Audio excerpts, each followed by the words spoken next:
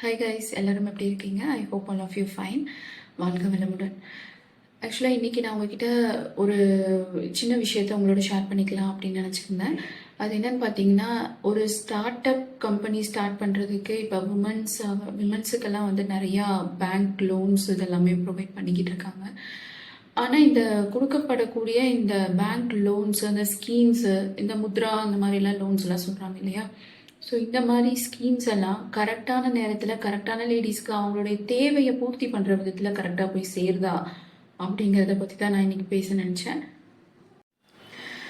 ஏன்னா இப்போ அந்த ஃபேஸில் தான் நான் இருக்கேன். என்ன பார்த்தீங்கன்னா, நான் வந்து என்னோடய பிஸ்னஸ்க்காக நான் வந்து லோன் அப்ளை பண்ணியிருக்கேன். ஸோ இந்த லோன் ப்ராசஸ் வந்து இன்னுமே ரொம்ப இதாக போய்கிட்டு தான் இருக்குது. ஆனால் இதில் என்ன ஒரு விஷயம்னு பார்த்தீங்கன்னா, ஸ்டார்டிங்கில் நம்ம போய் பேசும்பொழுது மேனேஜர்ஸ் இவங்ககிட்டலாம் நம்ம போய் கன்சல்டிங் பண்ணுவோம் இல்லையா? அவங்க பேசும்பொழுது என்ன சொல்கிறாங்கன்னா, இது வந்து ஒன்றும் பிரச்சனை இல்லை, ஈஸியாக பண்ணிக்கலாம். ஸோ உங்களுக்கு இந்த மாதிரி டாக்குமெண்ட்ஸ் எல்லாம் வேணுங்கிற மாதிரி ஒரு மெயில் வரும். அந்த மெயில் வந்ததுமே நான் உங்களுக்கு அதை ஷேர் பண்ணிடுறேன்.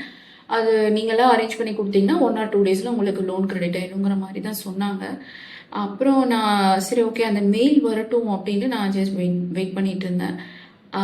அது மெயில் வர்றதுக்கே வந்து ஆல்மோஸ்ட் 2 வீக்ஸ் ஆயிடுச்சு. 2 வீக்ஸ் 3 வீக்ஸ் பக்கம் ஆயிடுச்சு. அதுக்கு நடுவில் நான் ஒரு 2-3 தடவை டேரெக்டாக போய் மேனேஜரை பார்த்து வந்துருச்சான்னு கேட்டுக்கிட்டே இருந்தேன்.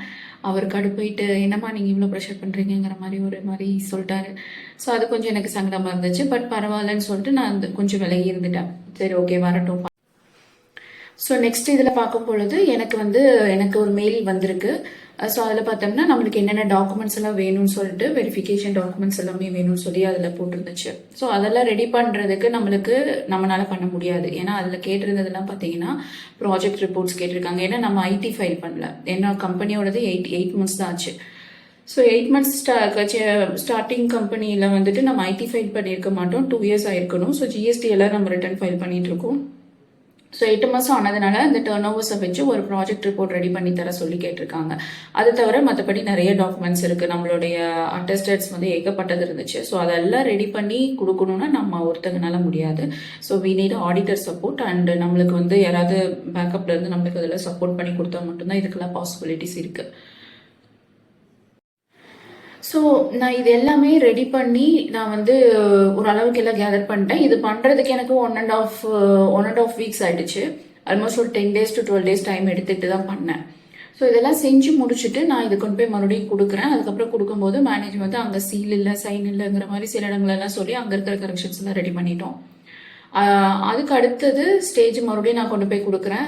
சொன்ன கரெக்ஷன்ஸ் எல்லாம் கொண்டு போய் சரி பண்ணிட்டு கொண்டு போய் கொடுக்குறேன். அப்போ வந்து அடுத்த டேபிளுக்கு என்னோடது ஃபைல் ஷிஃப்ட் ஆகுது.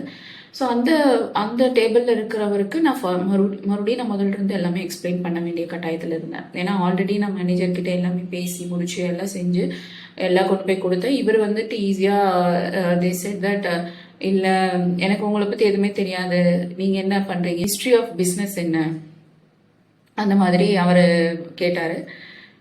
ஸோ அவர் கேட்கும்போது இப்படி நம்ம எப்படி சொல்கிறது, நம்ம சரி ஓகே ஓரலாக சொல்லலாம் அப்படின்னு ட்ரை பண்ண அவருக்கு அது அந்தளவுக்கு தெளிவாக கிளியாரிட்டி கிடைக்கல. ஸோ அவர் என்ன சொல்லிட்டாருன்னா, உங்களோட ஹிஸ்ட்ரி ஆஃப் பிஸ்னஸை வந்துட்டு ஒரு லெட்டரேட்டில் நீங்கள் வந்து டைப் பண்ணி எடுத்துகிட்டு வந்துடுங்க. ஸோ அதை படித்தா எனக்கு எல்லா டீட்டெயில்ஸுமே தெரிகிற மாதிரி எடுத்துகிட்டு வந்துடுங்க அப்படின்ற மாதிரி போட்டு சொல்லிட்டாரு.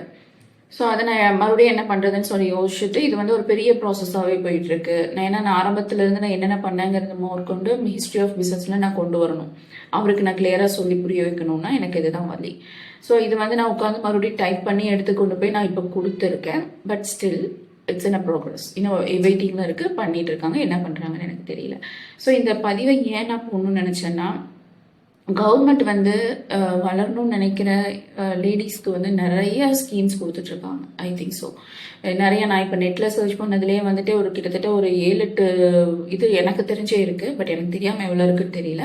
பட் அதில் அவ்வளோ ஸ்கீம்ஸ் இருக்குது. அதில் மெயினாக வந்து முத்ரா தான் எல்லாருமே சொல்லியிருக்காங்க. ஏன்னா ஒர்க்கிங் கேபிட்டல்ஸ் ஆகட்டும், இல்லை ஸ்டாக் நீங்கள் எடுத்து வச்சு ஒரு பிஸ்னஸ் ஸ்டார்ட் பண்ணுறீங்க அப்படிங்கிறத 20 lakh வரைக்கும் நம்மளுக்கு வந்து ப்ரொவைட் பண்ணுறாங்க அப்படிங்கிற மாதிரி தான் முத்ராவில் போட்டிருக்கு. இப்போ வந்து மறுபடியும் ஸ்கீம் வந்து எக்ஸ்டெண்ட் பண்ணி 20 lakh வரைக்கும் கொண்டு வந்திருக்காங்க அப்படின்னு சொல்லியிருக்காங்க.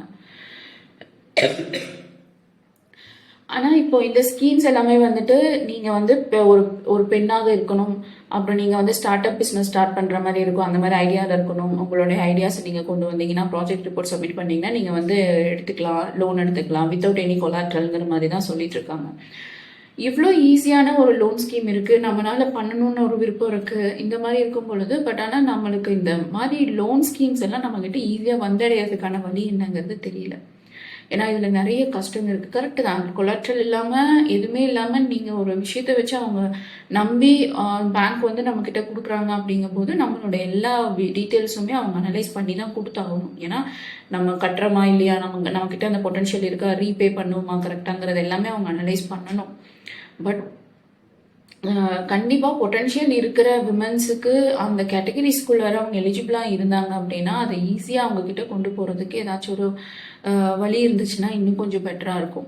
ஏன்னா நான் இப்போ என்னோட கண்டிஷன் பார்த்தீங்கன்னா என்னோட எமர்ஜென்சி கண்டிஷனுக்கு நான் வெண்டாருக்கெல்லாம் நான் பே பண்ணி தான் ஆகணும், பண்ணி தான் ஆகணுங்கிற கண்டிஷனில் இருக்கும்போது இந்த லோனை நம்பி நான் எவ்வளோ நாளைக்கு வெண்டார்கிட்ட நான் வந்து பண்ணிடுறேன்னு சொல்லிட்டே இருக்க முடியாது, அதுக்குள்ளே பிஸ்னஸ் போயிடும். ஸோ இந்த பதிவு ஜஸ்ட்டு இது வந்து ஈஸியாக எடுக்கிறதுக்கு வழிமுறைகள் ஏதாச்சும் இருக்கா அப்படிங்கிறதுக்காக மட்டும்தான். வேறு ஏதாவது வழி இருந்துச்சுன்னா உங்களுக்கு தெரிஞ்சிச்சுனாலும் நீங்கள் கமெண்ட் பண்ணுங்கள். ஏன்னா நான் வந்து டேரெக்டாக நான் கரண்ட் அக்கௌண்ட் வச்சுருக்கிற அந்த பேங்க் மூலமாகவே நான் ட்ரை பண்ணிட்டு இருக்கிறதுனால மேபி அதில் வந்து நிறையா ஸ்ட்ரகிள்ஸ் இருக்கலாம், இல்லை இதை விட ஸ்ட்ரகிள்ஸ் நீங்கள் என்னை விட நிறையா ஸ்ட்ரகிள்ஸ் நீங்கள் ஃபேஸ் பண்ணியிருக்கலாம்.